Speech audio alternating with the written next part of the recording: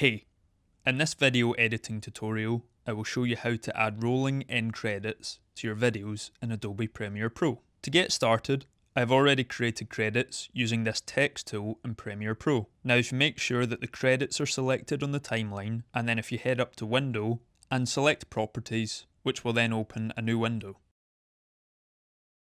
In this new window, if we scroll down to the bottom and make sure Roll is selected, then this will apply the effect of rolling credits when played back.